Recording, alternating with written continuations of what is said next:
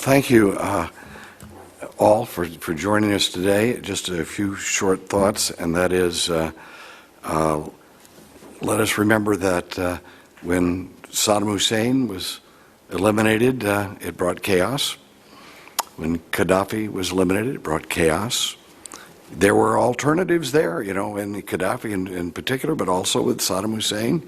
And we were told that this third force was our alternative to Assad.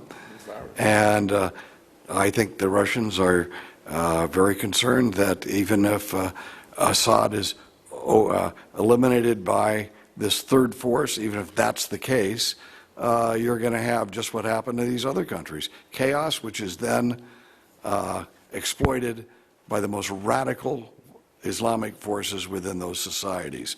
And what would that impact on Russia, as which we described today? This is a greater concern than actually is in Western Europe. And we can see what's going on, the frantic way Western Europe is dealing with radical Islam and the impact of it. President Putin just gave, not just several months ago, I think it must have been 6 months to a year ago now, went down and provided President el-Sisi of Egypt $2 billion worth of credit.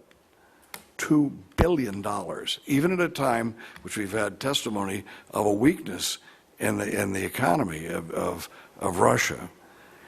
Now, why did that happen? Is that just because he wants Russia to dominate Egypt?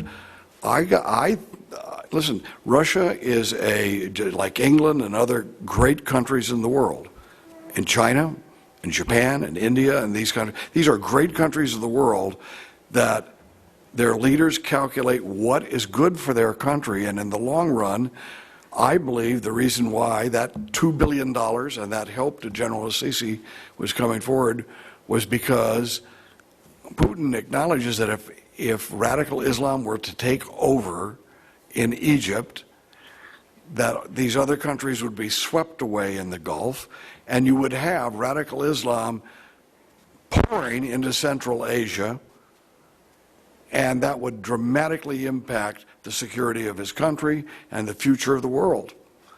And I think that there is some strategic thinking going on rather than simply he's a tough guy showing his muscles to the world and he's a gangster thug, which is usually the answers you get when you're trying to come up with a real analysis of what the hell's going on with Russia and these various parts of the world.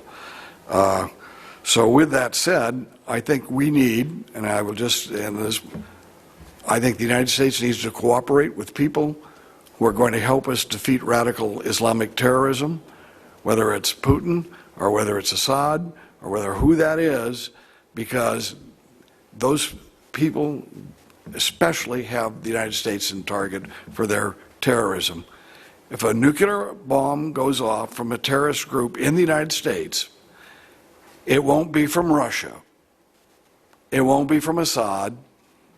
It won't be probably from Japan or any of these other countries. It will be from radical Islamic terrorists.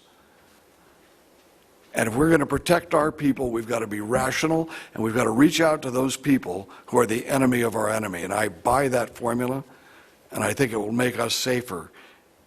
And with that said, I appreciate the insights that this panel has given us today in understanding the world and having some good thoughts about what strategies we can use. So this hearing is now adjourned.